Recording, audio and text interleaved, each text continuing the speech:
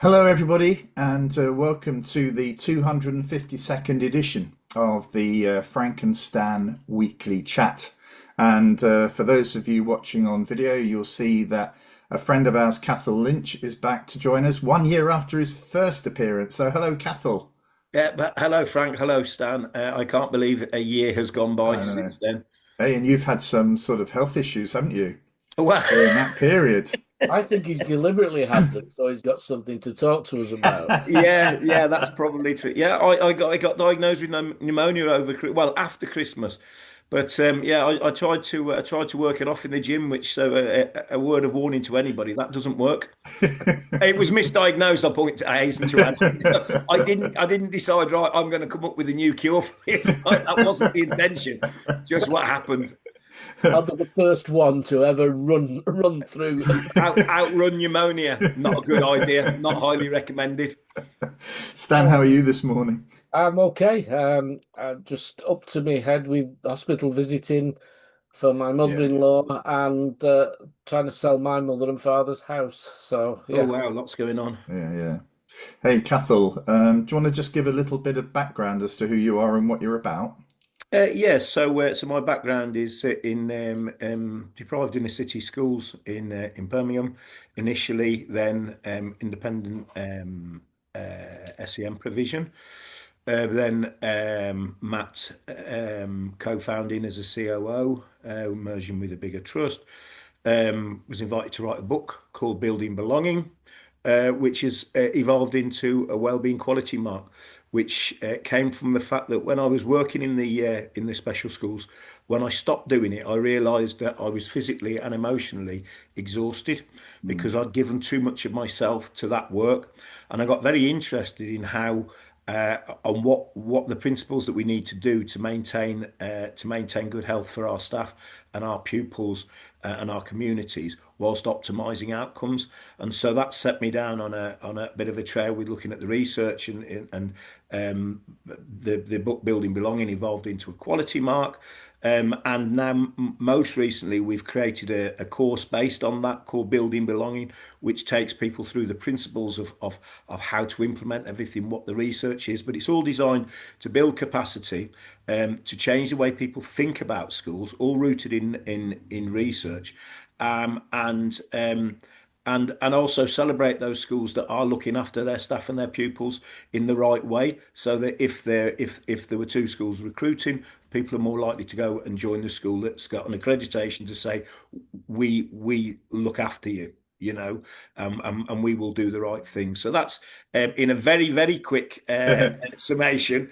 That's so, and I do. I should also say I do. I'm a consultant now, so I do a lot of coaching on the MPQ facilitation, assessing, and what have you, and school improvement work. And basically, if there's people that I like who ask me if I can help out, I'm more than happy to go and see if we can and if it's a good fit. Brilliant. So lots of that going on basically. Brilliant. Well, just for go on, Stan. No, I So, was just saying no, that. I was going to say Cathal's previous appearance on the chat has had very high viewing figures. So it's an indication of just how sort of interesting it was last time you were on. I mean, I'm not. I think we're always sort of mindful of being slightly cautious about what you can say on this medium, but actually, it's important to call out issues when they arise so that people are aware of them. Because if you're running a school or perhaps even running a trust, sometimes you just don't have the time to look up and to look around. So I think that's what this chat provides. So anyway, let's get into the weekly chat.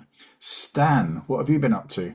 What's caught your eye? What's caught my eye is a piece. I'm not sure it was in Schools Week, but I didn't pick it up there. I picked it up from somewhere else. That a number of academies are indicating that their reserves are slowly depleting, and one particular academy sort of suggests that they are. I think it's £1 million. Another one, £3 million in deficit. And it struck me when I started to look at this particular trust that the signs were there, and there just doesn't appear to be the levels of scrutiny and the. I was told by a friend that there aren't the rules to stop a lot of this because everything's kind of flexible. And what we've got here is an academy that's I An think Academy Trust, actually, isn't it? Academy Trust, sorry, Academy Trust Yeah. that's well in debt now, although it wasn't a year ago, but whose CEO and deputy CEO between them earn nearly £500,000. And you start to look at that across, there's 16 schools in the trust. So the amount of money paid just for the CEO and deputy per school is a lot. But they've also got a huge central team, which is costing, I think it's 500k per school on average, as central funding. This is the academy that bought cars for their executives, leased cars, to be fair, they leased cars for their executives because of the mileage that those people did. And it was somehow leasing cars was cheaper than Then the mileage. mileage. Yeah. I'd love to Well, see the real calculation on that. I really would. yeah, they'd have to do a lot of miles, I think, to make that work. But Yeah. anyway. Well, he said it was just for those that did more than 20,000 miles a year. And again, how far apart is your mat if your central team are doing 20,000 miles a year? Yeah. But And when you look at what are they doing when they get anywhere if they're Yes. spending that amount of time driving 20,000 miles? I mean, that's nonsense. It's clear that, I mean, I don't believe it, I'm afraid. Yeah. Yeah, Yeah, well, and you have to question the structure of the mat as well, don't you? In a sense, people spending hours and hours in a car Yes. to get to a place, and then hours and hours and hours to get back. The structure's wrong in that well, the mat. CEO pay compared with the sort of mean or average at what nearly 500,000 for the two. It's probably nearer to 300,000 in most similar size. So it's just a lot of money, and there doesn't seem to be any control over it. And when you're talking 500k per school towards a central team, there's something severely wrong. Yeah. But when you look at how they're going to correct it and get back to 3 million in reserves, it's going to be a change of curriculum and a change of staffing. Nowhere does it say, oh, by the way, our CEO's pay is going to be slashed. So I just think whoever's monitoring this, it was really, really easy with AI to say, show me the cost of the central team in this one and compare it with others. Yeah. If you were in the DFE and saying, show me the outliers, it could do it in a second. And those would be the Academy Trust that you could go and spend some time looking at what they're doing and why. I know that I'm not a great fan of what happened, but Lord Agnew, slightly, what happened over Lord Agnew is another issue. But the Lord Agnew ran that program of asking advisors to go in and to challenge to find savings, and in a way, I found that because I was in a trust, a CEO of a trust that actually I think ran itself really honestly. I think I was not an advocate for big central teams. Because obviously, who are you taking it away from? This big central teams will argue that it's a cost saving to the academy. That's the reason why they'll say it. But actually, for me, that's a really tough decision actually to put somebody else in the centre and actually ask each of the schools to pay a bit more. I mean, that's just unless that's reversed, you end up with massive central teams, which, having been on local authority inspections, is what went wrong sometimes in some local authorities before academies came along. So I think for me, I'm interested in your view here, but I was, until quite recently, the chair of finance and resources in a small multi-academy trust. And the quality of the finance director and the relationship between the finance director and the CEO and the chair was critical in making sure that there was sufficient challenge to the CEO. Okay, so we've all worked for colleagues, sadly, who feel as though it's for them, the reason it's been set up, and that they are special, and that what will happen if I'm not here type of conversation, and that's where you end up with salary levels which are beat the salary levels of anybody else in any of the other public sectors. I mean, it's just unbelievable. Sorry, Frank, but that argument really annoys me. Well, what if I'm not here? I think I could say to most of them, would somebody on half that be prepared to do your job? And the answer probably in most cases is yes. Yes. And also in 20 years, they're highly unlikely to be there and it will still exist. So that argument is spurious at best. Yeah. But I think the relationship, having a strong finance director and actually that relationship with the board is critical. And sometimes that finance director is downplayed or sidelined a little, just becomes about present the money, present the finance to us, not about the strategic planning for the future, which is where you can imagine, you were saying, Stan, you could see these things coming Yeah. along the line. I mean, this Same leads with, at Cathal to yours, doesn't it? Really, the point you're going to raise.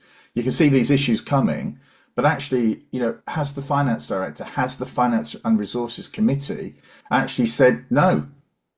but Frankie, You know, when I was in local authority and I was taking over a unit that was run at arm's length on a completely traded basis, there was a finance officer in there who was repeatedly saying, "You can't do this, you can't do that," and the then manager just ignored it. yeah, but that's the point I think about that relationship between that finance director and the board. So actually, if the board, have just sat back and not challenged this, then I think that's a significant failing to everybody on that board and the CEO. But actually, it'd be interesting to see what that relationship was like over the last couple of years as to whether or not this was actually a CEO and a chair of the board who were basically just driving along their own path, ignoring everybody else. You know, I know of a trust where if somebody on the finance committee tried to raise concerns about what was going on, and this was someone who was eminently qualified to do it, and the chair of the trust board shouted him down in a meeting, and he had or they felt they had no recourse but to tender their resignation and to let the DFE know what was going on. And interestingly, the DFE had virtually no mechanism for sorting it out. yeah, No, It took a very, very, very long time for anything to happen, and I think that the problem is that a lot of central teams are closed shops because it's they tend to be a lot of them, and I speak to an awful lot of people who are affected by this. It tends to be sort of groups of cronies who aren't going to rock the boat, and people who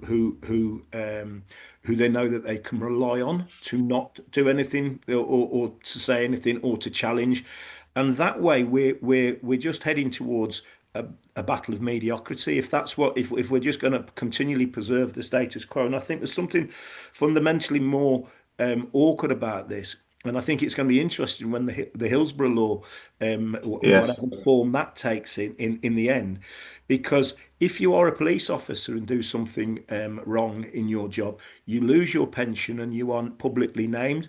If you are the higher up a trust you are, the greater the chances of you a getting a big payoff, and b being allowed to leave in a way that preserves your dignity rather than no matter what the consequences of what you've done, or no matter what the severity of what you've done. And this until we start doing that, people are disappearing into the ether with massive pensions, massive. It's worth their while. Like you could argue it's worth their while having 3 or 4 years to making some slightly dubious decisions because it's going to reap benefits. If we got to a stage where people were losing their public sector pension for wrongdoing, then I think it would certainly focus attention, shall we say, and that Hillsborough law, that duty of candour, whereby what's that going to do to? I suspect everything will be continue to be brushed under the carpet. That's the reality of what happens. yeah, something that a boss drilled into me when I first became an advisor was the phrase, "This is public money." Yeah. And people forget in the day to day, they talk about budgets, how much have we got in the budget, and right, so I can spend that, and people just lose that. This is public money. I worked in a school where they thought buying stuff for the staff was great, so we're going to give water bottles. We want children drinking from water bottles, so we're going to buy all the children a water bottle. and we're going to buy all the staff one too. So when I said, well, why are you buying the staff a water bottle? I'm fairly sure they can afford a water bottle each. Well, we just think it's the right thing to do. This is public money. Mm. You know, you've got parents attending your school who are in utter poverty, and yet you're buying things for staff.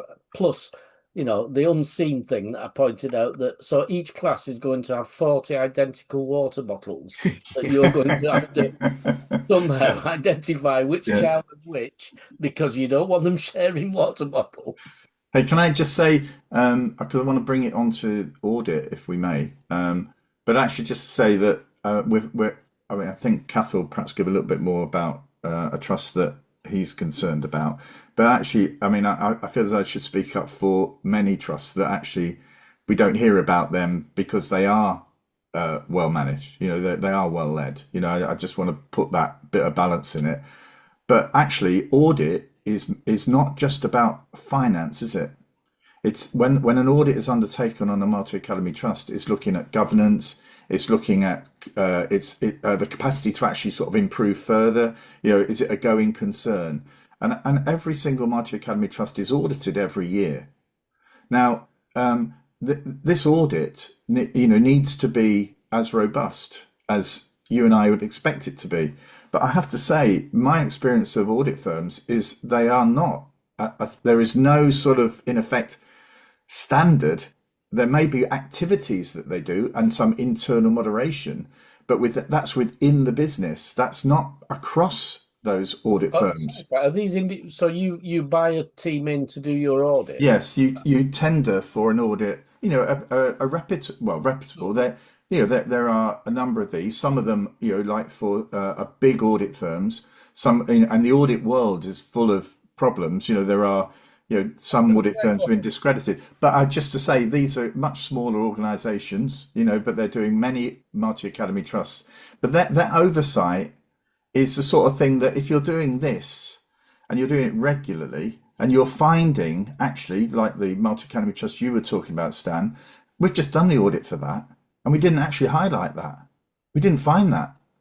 Now, that should be an alarm, that should ring alarm bells for the regulator, you know, for the DFE, in terms of the governance and control of that organisation. Not slagging off any of the audit firms, but is it to their advantage if they don't highlight things like that? Because then they get employed again the following year. That's exactly what I was going to say, Stan. Just hold on.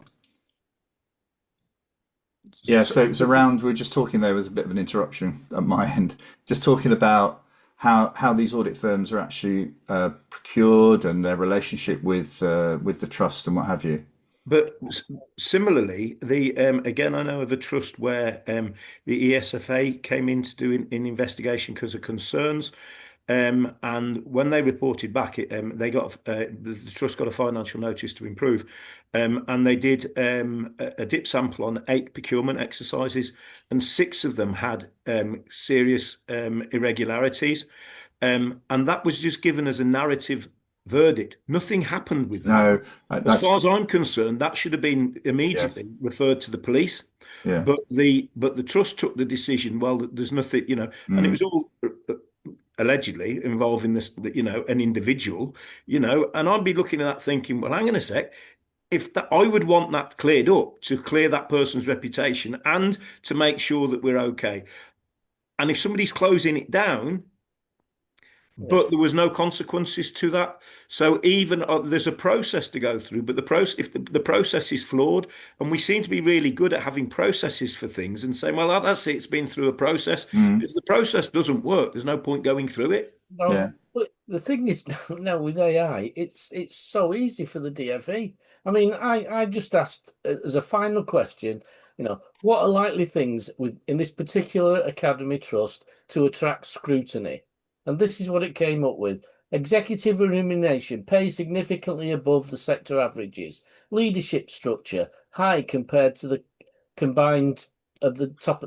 high combined cost of top executive roles. Company cars are uncommon across many academy trusts. Now, those are 3 things that AI just picked out. Now, if you're working at the DFE on some kind of scrutiny, pick out the outliers, Mm. show you the ones that have got issues to look at, and it can do it in seconds.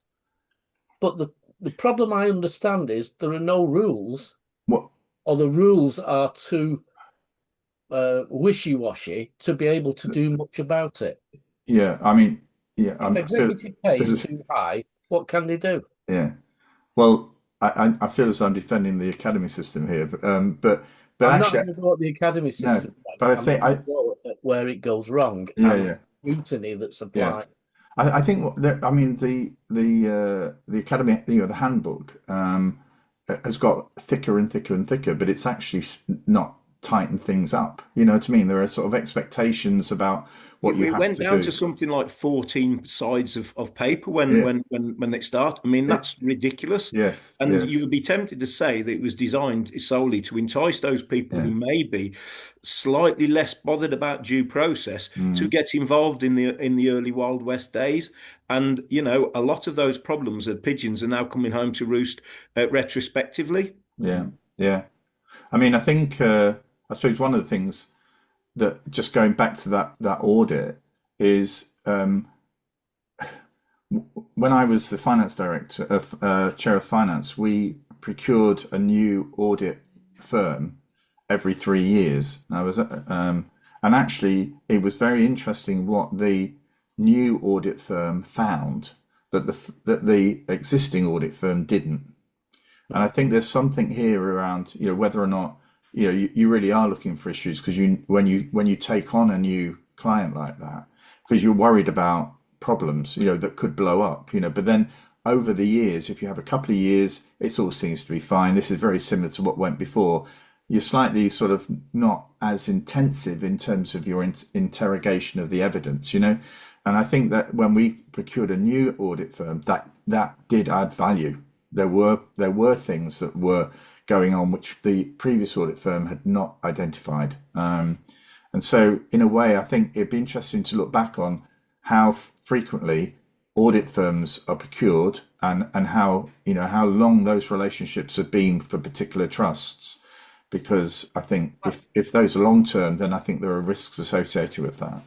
And how sharp they are. I mean, it's a long time ago since I was the head, but when we had an audit on, it was at a small primary school. The questions were things like, "You seem to have bought a video camera here." Yes, I Yeah. have. Where is it? It's in the cupboard. Can you go and get it for me Mm. now? Show me. So it's not something you can bluff your way round. But I No, but suspect this is more, the audits are more financially based rather than questioning not the legality, but the moral I, sense of how you I th spend money on and on what. yeah, I think that's probably true. I think that's Public. probably just to say. I mean, I was a head from 1992 to 2000. No, 1988 to 2001. In that time, I had one local authority audit. Yeah. You must have a trusting face, I know, but what Stan trustworthy was saying, face. it was about that. It was around, show me the petty cash, show me, if you got a receipt for, I don't know, those sandwiches that were bought for that event, that sort of thing. And if you contrast that with somebody saying, "Okay, well, we've had 8 procurement exercises here. Six are flawed and have Mm, got gross irregularities in them, but that's okay." And the difference is that the size of the size and the scale of the finances that we're dealing with are infinitely bigger in the multi yeah. academy trust world, and yet what we're essentially agreeing upon is that a single school audit was far more rigorous. I think the one thing I'll stop on this of that particular one with the high central costs was on average it's £865 per pupil spent on central costs. Wow. Yeah. And that's just stunning. Yeah. I mean, yeah. I mean, I do agree with you. The argument would be, I feel like the BBC now. The argument would be that actually, by procuring those services centrally, for example, it could be IT, something like that, we can actually get a better cost savings per But, pupil because it's across a number of but, schools. But but yeah, clearly not if your costs are almost twice as yeah, much yeah, yeah, similar yeah, sized. yeah, yeah. But I think one of the things for me when I became a CEO in 2013 was I was keen not to not to replicate some of the difficulties I'd seen in local authorities, where there were central colleagues who actually I didn't really feel added much value, and so I was very keen to make that central team as small and as Well, light as again, possible. there was certainly the tendency, certainly in some local authorities that I know, to move underperforming head teachers to get them Into out of the schools, and then they'd give them a job in like in some sort of advisor role yeah, in the local authority. And I could never work that out. That if somebody was really good at their job and really dedicated to it and decided to leave, that they would just be like waved out. But if somebody was terrible at their job, they'd be paid money to leave and found a newer, easier job to do, at a similar or higher salary, yeah, and that doesn't work for me. no, Now that happened right across the system, didn't it? Because I yeah, was chiding the FE when I was on a meeting with them, why we weren't using this particular head teacher who I can't remember what the qualification they gave them at the time. It was like you are now, because you've been on this course, you are now somebody who can go and work in other schools. And the fact that the local authority was completely propping him up because it was a disaster, and I was being questioned because he'd been to one course, he'd been qualified and gone to that course. Why weren't we placing him in other schools where he could earn lots of money? wow. It was I like, mean, I oh, think Cathal, the issues you were going to raise were raised by Stan. So Yes, yeah, yeah. I'm gonna jump over you and finish the chat with what's caught my eye this week. In that I really call out Terry Pearson, who's an academic at Warwick University, because Terry's really good at just pointing interesting bits of research at me. And one of the things he's just shared with me very recently was some research into a term which I absolutely loathe, stuck schools, undertaken by a colleague at UCL and somebody at Amsterdam University. And what it was doing was just sort of analysing six schools, three primaries, three secondaries, that were judged to be stuck, that seemed to have made some improvements. And I think one of the things that came over was that that the sort of requirements, there are some core bits that you need, you need to be seen to be, as a leader, seen to be credible and all this sort of stuff. But actually there was no sort of set model to this. And that there were different requirements for schools in some of the most challenging areas as opposed to those in the most affluent. Now, I think most of us would probably agree with that. But the idea at the moment is that we can easily end up with people viewing the school in the most affluent area and the leadership team or the trust that's actually got loads of these schools, they know how to do it. So what happens is they then become RISE advisors. They get involved in school improvement, and they then try and impose that model, try to introduce something similar to that into a contextual situation completely different, which is what this research is showing, highlighting. And actually, I think I experienced that myself at Academy in North Manchester, where a independent school south of the city decided that they were going to sort of take it over. And actually what happened is the teachers from that school were then expected to teach some really sort of challenging kids in North Manchester in a pretty unstable situation, and it didn't work. Now, the same can happen for leadership. The contextual issues here around getting that marriage right between, a school seeking support and the people that provide that support. That is not a straightforward business. And it's like choosing your wife or your husband. There are quite a few people out there, all offering this, that, and everything. But actually, if you want that to be successful, then it's not the easiest of issues just to sort of identify that person. It takes time, to work your way through to get a better understanding. That doesn't seem to be how school improvement is currently running towards, where we've got RISE advisors some 200 miles away from the school they're meant to be advising. You know, I'm really sorry, but anybody who's working in a London school thinking that they can go, I don't know, to Preston Yeah. and actually get, we only need to do this a couple of times for I really understand what the problems are here. Whoa, whoa, whoa, whoa, no, no, no, no.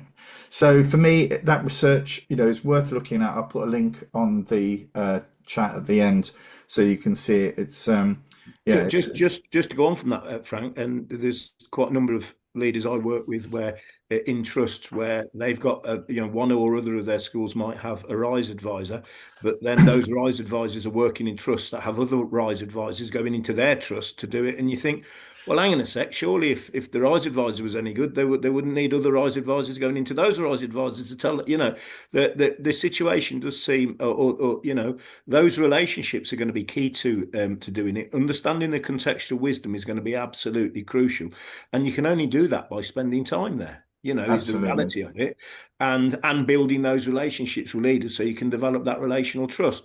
And if that's not happening, then it's And Well, I it's think, not going Frank, to you work. could also make the case that there are, if you use Preston as your example, there are other schools in Preston who simply couldn't yes, go into another school and turn it round because of the context and the different context. yeah, Doesn't be 200 miles. It's about the culture of the school Yes, and the yeah, yeah. context of the school. yeah, yeah. I think I, I, I, I think it's in the toolkit, the Ofsted toolkit, that it's only on the highest grade that there's an expectation that you've got now sufficient capacity in order to get that grade. You ought to be identifying or have evidence that you've supported other schools in the area. And I'm thinking that needs to be in every grade, shouldn't it? Yeah, yeah, yeah. Because there are even in, we talk about a stuck school, even, and I don't like that term, but even in what you might deem to be one of the weakest schools in the country, there are teachers in that school who could teach, who could share expertise, got levels of expertise that could be really helpful to one of the most successful schools in the local Of area. course, of You course. know, we're doing everything to sort of build up, going back. Well, we've got a little theme going back to these super people who are viewed in a positive way, and we're ignoring people who don't have such a voice, such a platform. And some of those people are the people that we need to give a platform to. Mm. Just to bring a bit of humour into it, Frank, I've got a colleague who can always see the funny side of things. Where he was advisor to a school that was identified as a stuck school. So he wrote to say, were they allowed to put that on the stationery? Under the logo, stuck school. Yeah. Okay, well, fascinating chat. Thank you, Cathal. Pleasure. And Lovely to see you again, no, gentlemen. it's we allow our guests come 3 visits, so we hopefully will be running, if all being well, into 2027. So we'd love to have you back in March 2027. So we'll put that in Yes. the Well, calendar. just I was surprised that it was so long since we were on last time, but I rewatched our session yesterday and realised that I'd talk about my lack of awareness of time. But I talk we spoke about the Sydney Olympics, and I said it was 2010 or 2012. It was actually 2000, so I was only out by 12 years. So I wouldn't really take anything on saying about time and dates too seriously. To be fair, give or take 12 years. Well, thank you both very much. It's been a great Thanks. chat this Thank you morning. very much. Good And to be here. apologies for the interruption. This is something that happens when you do these Zoom calls at home. But anyway, we have a spotlight edition taking place on Friday where we're actually going to meet somebody who has set up a support mechanism for independent special schools. So an area that we've probably not covered very often. So anyway, that's coming, and that'll be broadcast or go live early the following week. Anyway, okay, until next time. Thank you all. Bye bye, everyone. Bye. Bye. Bye.